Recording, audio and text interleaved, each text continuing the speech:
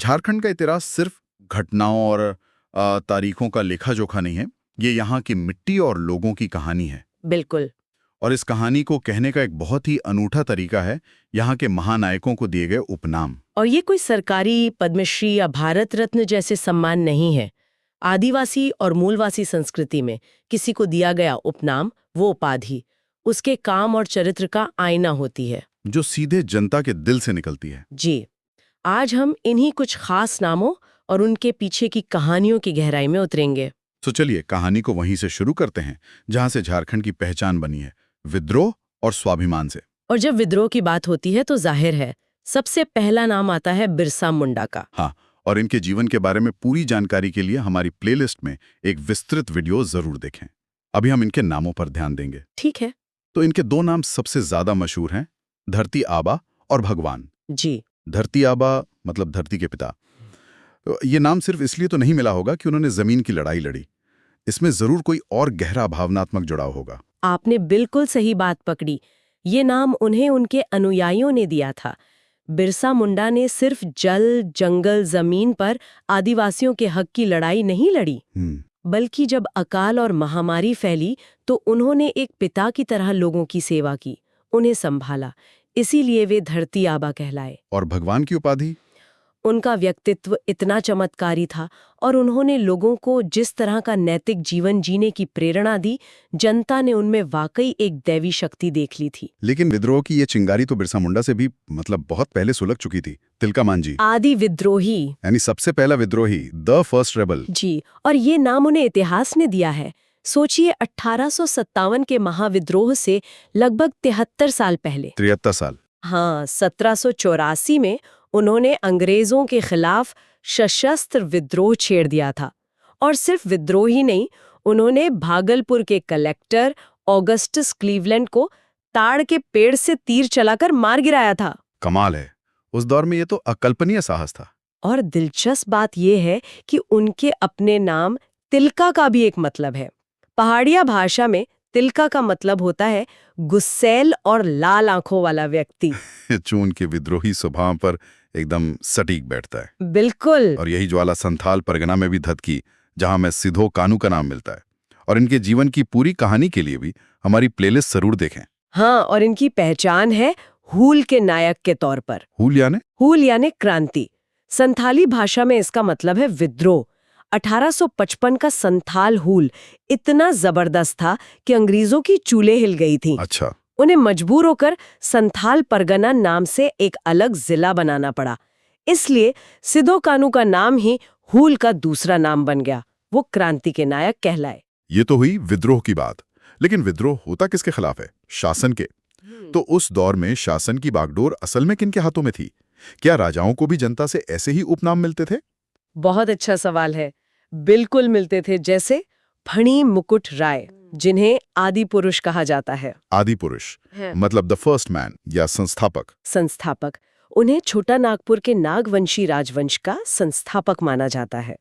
कहानी है कि जन्म के बाद एक नाग यानी फणी ने अपना फन फैलाकर उनकी रक्षा की थी। अच्छा, इसलिए नाम पड़ा फणी मुकुट? जी, और क्योंकि वो वंश के पहले शासक थे, उन्हें आदि पुरुष का सम्मान मिला। और एक राजा तो ऐसे भी हुए जिनका नाम आज भी मिसाल की तरह लिया जाता है, मेदिनी राय, न्यासी राजा यानी अ ट्रस्टी किंग। वे पलामू के चेरो वंश के सबसे महान शासक थे। उनका मानना था कि राज्य उनकी निजी जागीर नहीं, बल्कि प्रजा की धरोहर है, एक न्यास है। मतलब बिना टैक्स के राज चलाना, ये सुनने में तो बहुत आदर्शवादी लगता है। क्या ये सच में संभव था? ये सवाल लाजमी है। असल में उन्होंने प्रजा पर लगने वाले कई तरह के कर खत्म कर दिए थे। उनका शासन इतना समृद्ध था कि राज्य को उसकी जरूरत ही नहीं पड़ी। उनका दौर चेरो शासन का स्वर्ण युग कहलाता है। वाह। और एक कहावत मशहूर हुई, धन्य धन्य राजा मेदिनी राय, घर घर बाजे मथनी। मतलब उनके राज में हर घर में दूध दही की कोई कमी नहीं थी। कमाल है। और एक अंग्रेज अफसर का भी जिक्र मैंने सुना है, जिन्हें लोग किसुन साहिब बुलाते थे, विल्किंसन से किसुन। जी, ये बहुत दिलचस्प है कि कैसे जनता भाषा को अपने हिसाब से ढाल लेती है। थॉमस विल्किंसन एक ब्रिटिश एजेंट थे, लेकिन शायद उनके काम करने का तरीका लोगों को पसंद आया। तो विल्किंसन जैसा मुश्किल नाम उनकी जुबान पर किसुन हो गया, जो भगवान कृष्ण से मिलता जुलता है। ये दिखाता है कि जनता काम को व्यक्ति या उसकी राष्ट्रीयता से ज्यादा महत्व देती है। बिल्कुल। और क्या ये सच है कि एक बाहरी शासक को भी झारखंडी सुल्तान कहा गया है? हाँ, आदिल शाह द्वितीय। असल में वो यहाँ के थे ही नहीं, वे खानदेश मतलब आज के महाराष्ट्र मध्य प्रदेश बॉर्डर इलाके के राजा थे। तो फिर झारखंडी क्यों? उन्होंने अपनी फौज के दम पर इस जंगली इलाके पर अपना दबदबा बनाया था, जिसे उस वक्त झारखंड कहते थे। इसीलिए उस दौर के इतिहासकारों ने उन्हें झारखंडी सुल्तान की उपाधि दे दी। चलिए वापस विद्रोह पर लौटते हैं। 1857 के नायकों की बात करते हैं और फिर से याद दिला दें कि इन वीरों की पूरी गाथा हमारी प्लेलिस्ट में मौजूद है। हाँ, इनमें दो बड़े नाम हैं। पांडे गणपत राय, जो विद्रोहियों के प्रधान सेनापति थे, तो उन्हें सीधे सीधे सेनापति की उपाधि मिली, सीधा और सरल। और दूसरे थे ठाकुर विश्वनाथ शाहदेव। वो बड़कागढ़ के राजा थे। उन्होंने अपनी रियासत, अपना राजपाट छोड़कर विद्रोह की राह चुनी, इसलिए लोग उन्हें सम्मान से विद्रोही राजा कहने लगे। हर विद्रोह को दर्ज करने का तरीका भी अलग था। एक नाम बड़ा अजीब लगता है, गंगा नारायण का हंगामा। ये नाम गंगा नारायण ने खुद को नहीं दिया, ये अंग्रेजों ने दिया था। अच्छा। 1832-33 में गंगा नारायण ने भूमिज विद्रोह का नेतृत्व किया। यह विद्रोह इतना जोरदार था कि ब्रिटिश अधिकारी इसे कमतर दिखाने के लिए अपनी खीज में इसे एक युद्ध मानने की बजाय अपने रिकॉर्ड में गंगा नारायण हंगामा यानी एक हंगामा कहकर दर्ज करने लगे। वाह, मतलब अपने दुश्मन को कमजोर दिखाने का ये एक प्रोपेगेंडा टूल था। क्या बात है। बिल्कुल। और एक ऐसे भी नायक थे जिन्होंने उम्र को भी मात दे दी, तिलंगा खड़िया, बूढ़ा शेर। बूढ़ा शेर, ओल्ड लायन। सोचिए, 50 साल की उम्र पार करने के बाद उन्होंने युवाओं जैसी ऊर्जा से आंदोलन खड़ा किया। उन्होंने नौजवानों को ट्रेनिंग देने के लिए 13 अखाड़े बनाए। 13 अखाड़े? जी। उनकी उम्र और उनके अदम्य साहस को देखकर उनके अनुयायी उन्हें प्यार और आदर से बूढ़ा शेर कहते थे। तो हमने देखा कि विद्रोह की एक लंबी परंपरा रही, लेकिन इस असंतोष को एक संगठित राजनीतिक आंदोलन में किसने बदला? वो कौन लोग थे जिन्होंने अलग राज्य के सपने को एक शक्ल दी? और इस कड़ी में सबसे बड़ा नाम है जयपाल सिंह मुंडा का। उन्हें उपाधि मिली मारंग गुमके। मारंग गुमके। मुंडारी भाषा में मारंग का मतलब है महान या सर्वोच्च, और गोमके का मतलब है नेता यानी द सुप्रीम लीडर। एक ऑक्सफोर्ड से पढ़ा हुआ ओलंपिक गोल्ड मेडलिस्ट हॉकी कप्तान, जिसने आईसीएस की नौकरी छोड़ दी और उसे जनता ने इतना देसी, इतना जमीनी नाम दिया। यही तो खासियत है। 1939 में जब उन्होंने आदिवासी महासभा का नेतृत्व संभाला, तो उनकी इंटेलेक्ट और भाषण देने की क्षमता ने लोगों को मोह लिया। छोटा नागपुर की जनता ने उन्हें स्वेच्छा से अपना सर्वोच्च नेता मान लिया और मारंग गुमके कहने लगी। लेकिन आंदोलन का बीज तो उनसे भी पहले बोया जा चुका था। जे बार्थोलोमेन, जिन्हें झारखंड आंदोलन के जन्मदाता कहा जाता है, father of the Jharkhand movement. जी, उन्होंने 1912 में ही क्रिश्चियन स्टूडेंट्स ऑर्गेनाइजेशन बनाया था। ये पहला ऐसा संगठन था जिसने आदिवासियों को एक मंच पर लाने की कोशिश की। और इसी पर आगे इसी संगठन से बाद में छोटा नागपुर उन्नति समाज बना, जिसने पहली बार अलग राज्य की मांग रखी। इसीलिए बार्थोलोमेन को इस आंदोलन का जनक माना जाता है। और इसी आंदोलन में एक केसरी भी थे, जिन्हें ये उपाधि महात्मा गांधी ने खुद दी थी, राम नारायण सिंह। जी, छोटा नागपुर केसरी यानी छोटा नागपुर का शेर। 1940 में रामगढ़ में कांग्रेस का अधिवेशन हुआ। अंग्रेजों के दमन के खिलाफ राम नारायण सिंह की निडरता और शेर जैसी दहाड़ को देखकर गांधी जी इतने प्रभावित हुए कि उन्होंने उन्हें छोटा नागपुर केसरी कहकर पुकारा। आंदोलन को बौद्धिक ताकत देने वालों में विनोद बिहारी महतो का नाम आता है, जिन्हें लोग बाबू कहते थे। पूर्वी भारत में बाबू सिर्फ एक नाम नहीं, एक बहुत ही आदर सूचक शब्द है। ये पढ़े लिखे और सम्मानित व्यक्ति के लिए इस्तेमाल होता है। अच्छा। विनोद बिहारी महतो पेशे से वकील थे और जेएमएम के संस्थापकों में से थे। उन्होंने नारा दिया था, पढ़ो और लड़ो। उनके ज्ञान और समाज के प्रति एक पिता जैसे व्यवहार के कारण लोग उन्हें प्यार और सम्मान से विनोद बाबू या सिर्फ बाबू कहते थे। और एक नाम जो झारखंड की राजनीति का स्तंभ माना जाता है, शिबू सोरेन। और एक बार फिर गुरुजी के संघर्ष की पूरी कहानी के लिए हमारी प्लेलिस्ट में वीडियो जरूर देखें। जी, उन्हें दिशोम गुरु और गुरुजी कहा जाता है। दिशोम गुरु का मतलब क्या हुआ? संथाली में दिशोम का मतलब है देश। तो दिशोम गुरु का अर्थ हुआ देश के गुरु। 1970 के दशक में उन्होंने महाजनों के शोषण के खिलाफ आंदोलन चलाया और समाज सुधार के लिए रात्रि पाठशालाएं शुरू की। एक टीचर की तरह। बिल्कुल।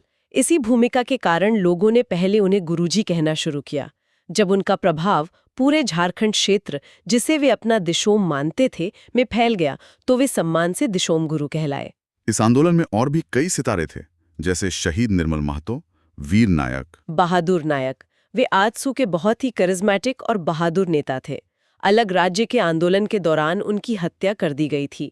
उनके साहस और बलिदान के लिए उन्हें वीर नायक के रूप में याद किया जाता है। वहीं एक नेता अपनी सादगी के लिए जाने जाते थे, बागुन सुमरोई। उन्हें लोग गांधी बुलाते थे। और इसकी वजह थी उनकी जीवन शैली। वे महात्मा गांधी की तरह अक्सर सिर्फ एक धोती पहनते थे, यहाँ तक कि संसद के अंदर भी। इसी गांधीवादी सादगी ने उन्हें झारखंड का गांधी बना दिया। और एक नेचुरल लीडर भी थे। हाँ, कुमार नृपेंद्रनाथ शाहदेव। वो राज परिवार से थे, लेकिन उनमें नेतृत्व के गुण स्वाभाविक थे। लोगों ने उन्हें उनके पद की वजह से नहीं, बल्कि उनके गुणों की वजह से नेता माना, इसीलिए नेचुरल लीडर। अब आते हैं आधुनिक दौर में। पहले केसरी या शेर जैसे शब्द इस्तेमाल होते थे, अब टाइगर बहुत लोकप्रिय है। क्या ये उपनाम आज की राजनीति के बदले हुए आक्रामक अंदाज को दिखाता है? बहुत दिलचस्प नजरिए से देखा आपने, और बात काफी हद तक सही है। टाइगर शब्द एक तरह की दबंग, आक्रामक और अपने क्षेत्र पर मजबूत पकड़ वाली छवि को दिखाता है।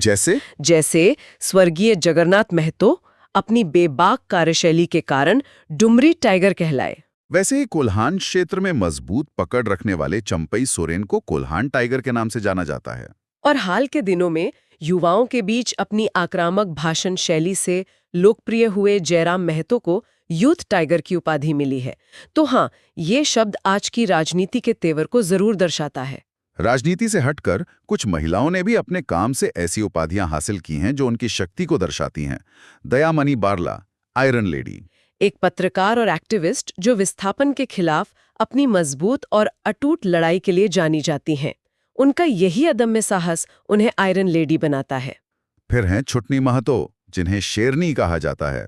वे खुद डायन प्रथा जैसी कुप्रथा का शिकार हुई थीं, लेकिन उन्होंने हार नहीं मानी। वे इस अंधविश्वास के खिलाफ एक शेरनी की तरह लड़ीं और आज भी सैकड़ों महिलाओं को इस नर्क से बचा रही हैं। और एक और प्रेरणादायक नाम है जमुना टुडू का, लेडी टार्जन। ये नाम उन्हें मीडिया ने दिया। उन्होंने लकड़ी माफिया से जंगलों को बचाने के लिए महिलाओं की एक सेना बनाई और हाथ में तीर कमान लेकर माफिया का सामना किया। वाह! जंगल की रक्षा के लिए उनके इसी निडर रूप ने उन्हें लेडी टार्जन बना दिया। सेवा और अध्यात्म के क्षेत्र में भी कुछ नाम हैं। हाँ, जैसे मदर टेरेसा की उत्तराधिकारी सिस्टर निर्मला का जन्म रांची में ही हुआ था। रांची की समाज सेवी सरोजा अय्यर को लोग प्यार से बड़ी दादी कहते थे। और एक विदेशी मिशनरी भी थे, लिबिन साहब। हाँ, फादर लिविन्स। उन्होंने आदिवासियों की जमीन बचाने में बहुत मदद की। लोग लिविन्स ठीक से बोल नहीं पाते थे, तो उन्हें प्यार से लिबिन साहेब बुलाने लगे। इसी तरह भागीरथ मांझी बाबा जी कहलाए और दुकाव हरी बाबा जी, अपने अपने आंदोलनों और संत जैसे आचरण के कारण। झारखंड की पहचान सिर्फ राजनीति और आंदोलन से नहीं, बल्कि कला, साहित्य और खेल से भी है। और यहाँ भी नायकों को बड़े प्यारे नाम मिले हैं। बिल्कुल। शुरुआत करते हैं रघुनाथ मुर्मू से। उन्हें गुरु गोमके और पंडित दोनों कहा गया। 2 उपाधियां। जी, उन्होंने संथाली भाषा के लिए ओल चिकी लिपि का आविष्कार किया। इस महान बौद्धिक काम के लिए वो पंडित कहलाए और पूरे समाज को शिक्षित करने के उनके मिशन के लिए गुरु गोमके यानी महान शिक्षक। साहित्य में एक और बड़ा नाम है डोमन साहू समीर, जिन्हें संथाली साहित्य का भारतेंदु कहा जाता है। जिस तरह भारतेंदु हरिश्चंद्र को आधुनिक हिंदी साहित्य का पिता माना जाता है, उसी तरह डोमन साहू ने संथाली साहित्य को एक नई पहचान दी। इसीलिए उन्हें ये उपाधि मिली। मंच के भी एक राजकुमार हुए हैं मुकुंद नायक, प्रिंस ऑफ छोटा नागपुर स्टेज। उन्होंने झूमर जैसी लोक कला को दुनिया भर में पहचान दिलाई। मंच पर उनकी जो ऊर्जा होती है, उसने उन्हें ये नाम दिलाया। इसी तरह हिंदी साहित्यकार राधा कृष्ण को लोग प्यार से लाल बाबू बुलाते थे। और अब वो नाम जिसने झारखंड को दुनिया के नक्शे पर सबसे ज्यादा मशहूर किया, MS धोनी। इनके तो कई नाम हैं और हर नाम के पीछे एक भावना है। माही उनका घरेलू नाम है जो अब पूरे देश का हो गया है। कैप्टन कूल, मैदान पर मुश्किल से मुश्किल हालात में शांत रहने की उनकी काबिलियत ने उन्हें कैप्टन कूल बनाया और चेन्नई सुपर किंग्स के फैंस ने तो उन्हें तमिल में थाला की उपाधि दे दी। थाला का मतलब नेता या सरदार। खेल के मैदान से युद्ध के मैदान तक लांस नायक अल्बर्ट, जिनके शौर्य की पूरी गाथा हमारी प्लेलिस्ट में, उनका नाम ही परमवीर से जुड़ गया है। और ये सिर्फ एक उपाधि नहीं, उनकी पहचान है। 1971 के भारत पाक युद्ध में वे शहीद हुए थे। उन्हें मरणोपरांत भारत के सर्वोच्च सैन्य सम्मान परमवीर चक्र से सम्मानित किया गया। झारखंड के एकमात्र। जी, वे झारखंड के एकमात्र परमवीर चक्र विजेता हैं, इसलिए परमवीर शब्द उनके नाम का ही हिस्सा बन गया है। और आधुनिक भारत के निर्माण में टाटा परिवार का योगदान भी तो झारखंड से ही जुड़ा है। बिल्कुल। जे.आर.डी. टाटा, जिन्होंने टाटा एयरलाइंस की शुरुआत की, उन्हें भारतीय नागरिक उड्डयन का पिता कहा जाता है। और जे.एन. टाटा, जिन्होंने भारत में स्टील प्लांट का सपना देखा और उसे साकची यानी आज के जमशेदपुर में साकार किया, उन्हें भारतीय उद्योग का पितामह कहा जाता है। झारखंड की कहानी प्रकृति के बिना अधूरी है। यहाँ के लोगों ने तो प्रकृति को बचाने वालों को भी नायक का दर्जा दिया है। हाँ, जैसे साइमन उरांव, जिन्हें झारखंड का जल पुरुष यानी वाटरमैन कहा जाता है। वाटरमैन। उन्होंने बिना सरकारी मदद के गांव वालों के साथ मिलकर दर्जनों डैम और नहरें बना दी और पूरे इलाके को सूखे से मुक्त कर दिया। और बर्डमैन और बटरफ्लाई मैन भी है। जी, रामगढ़ के पन्ना लाल पक्षियों की बोली की हूबहू नकल कर सकते हैं और उनके संरक्षण के लिए काम करते हैं, इसलिए वो बर्डमैन है। और प्रकृतिवादी प्रभात कुमार ने झारखंड की तितलियों पर इतना गहरा काम किया है कि उन्हें बटरफ्लाई मैन के नाम से जाना जाता है। कुछ और भी दिलचस्प नाम हैं जो अक्सर सुनने को मिलते हैं। हाँ, एक छोटी सी लिस्ट है, जैसे डॉक्टर कैम्बल, एक स्कॉटिश मिशनरी जिन्होंने पहला संथाली अंग्रेजी शब्दकोश बनाया, उन्हें संथालों का देवदूत कहा गया। और हॉकी के आयरन गेट सिल्वानुस डुंगडुंग, वो इतने मजबूत डिफेंडर थे कि विरोधी उन्हें भेद नहीं पाते थे। राजनीति में ददई दुबे अपनी हनक के लिए जाने जाते थे, तो बसंत तिर्की अपने मिलनसार स्वभाव के कारण चाचा कहलाए। और अंत में एक मजेदार राजनीतिक उपनाम, यशवंत सिन्हा, रोलबैक सिन्हा। हाँ, जब वे भारत के वित्त मंत्री थे तो राजनीतिक दबाव में उन्हें अक्सर अपने बजट के कुछ कड़े फैसले वापस लेने पड़ते थे। इसे अंग्रेजी में रोलबैक कहते हैं। अच्छा, तो वहीं से ये नाम आया। जी, बस मीडिया ने उन्हें व्यंग्यात्मक रूप से रोलबैक सिन्हा नाम दे दिया। तो झारखंड के ये उपनाम सिर्फ शब्द नहीं है, ये एक जीता जागता इतिहास है। आदि पुरुष से लेकर धरती आबा तक, मां रंगोमके से लेकर दिशोम गुरु तक, और आज के टाइगर और लेडी टार्ज़न तक, हर नाम इस भूमि के संघर्ष, स्वाभिमान और विकास की एक पूरी कहानी कहता है। ये नाम बताते हैं कि झारखंड में नायकों को उनकी जनता चुनती है और उन्हें वो पहचान देती है जो किसी भी सरकारी सम्मान से बड़ी होती है। अब सोचने वाली बात यह है कि जैसे जैसे झारखंड आगे बढ़ रहा है, भविष्य में ये धरती कैसे नायक पैदा करेगी और यहाँ के लोग उन्हें कौन से नए नाम देंगे जो आने वाली पीढ़ियों को उनकी कहानी सुनाएंगे।